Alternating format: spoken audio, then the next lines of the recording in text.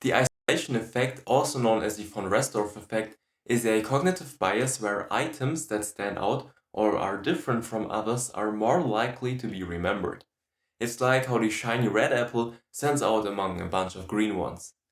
For example, if you're shown a list of items and one is in a different color or font, you're more likely to remember that item compared to the others.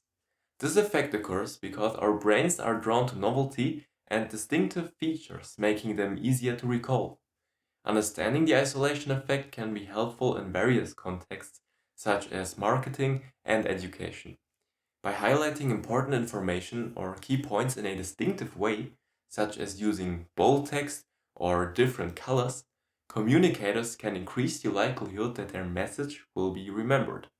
Similarly, when studying or learning, focusing on unique or standout aspects of the material can aid in retention and recall.